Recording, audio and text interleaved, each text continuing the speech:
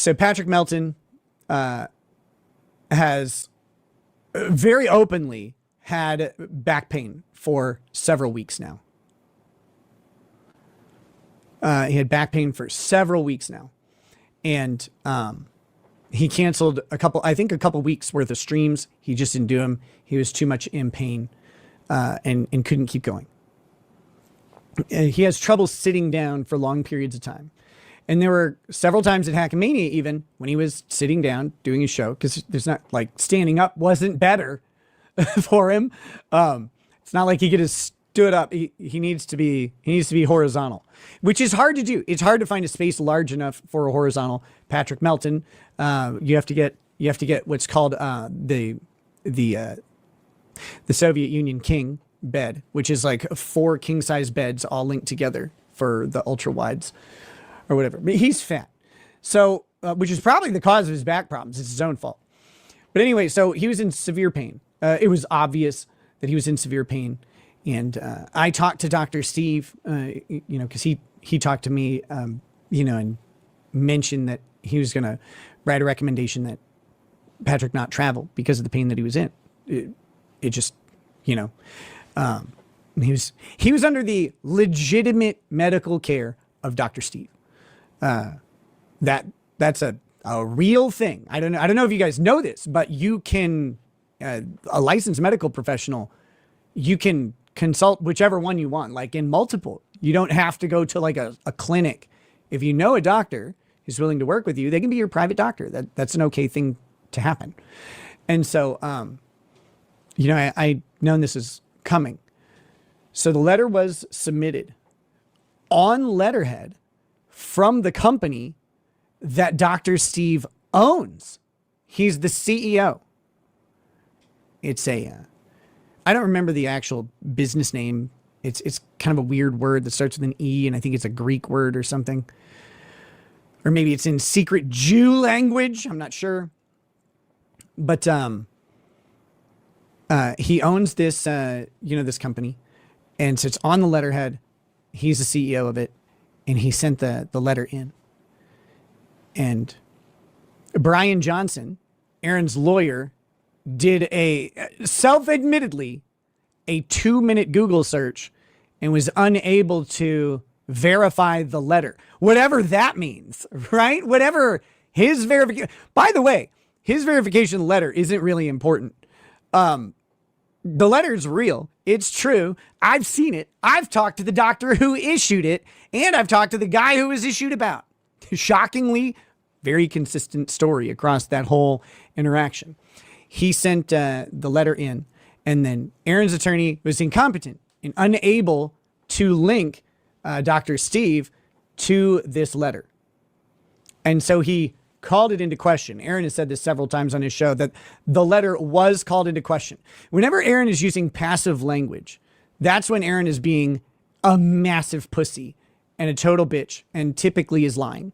But he will mitigate the fact that it's him and his agent calling it into question. It was called into question. It was called into question by Aaron and his attorney.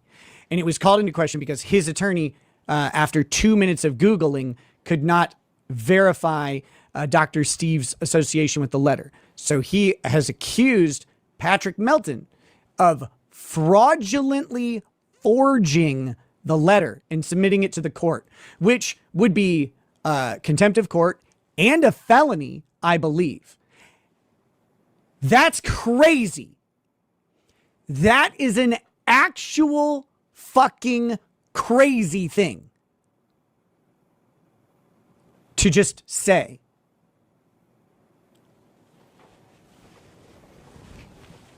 And the judge, who I think was mad that Patrick wasn't there, because judges get really mad because they want to control reality with words. They want to say, no, I order you to be here. As if nothing else in life matters but whatever the judge says. And it's like, I'm sorry, he couldn't make it. He could not make it. And we gave the court ample time to reschedule that hearing. And I believe that's the first time I've asked for a continuance personally. It's possible, I guess, that my lawyers have asked for a continuance and I don't know about it because communication, like I said, has been a mess. But I don't think so. I don't think so. But if they have, whatever. But I haven't asked for a continuance. And I didn't want this, again, I didn't want this hearing continued. I wanted this hearing canceled, and I wanted to go to trial. There's no point in settlement conference. I didn't want to pay my attorneys to be in this fucking courtroom for 8 hours again for no reason, because I'm not going to settle for what they want. So anyway, but this letter is 100% legitimate. I offered, this is wild too. I offered to the court, I said, Your Honor, I said to my attorney, I said, I will testify to the legitimacy of this letter and the situation. I'll testify because I have personal knowledge of it. And my lawyer offered that to the judge. The judge thought it would be somehow unfair to me to subject me to direct examination and cross-examination about this letter. I don't know why. I offered to do it. I'm like, I have personal knowledge of it, Judge. I can tell you that I know the situation. I can tell you that I know that that letter's real. I can, I don't have to, we can avoid hearsay because I don't care what the letter said. I know that he wrote a letter to the court. I know that's true. And I know what it was about.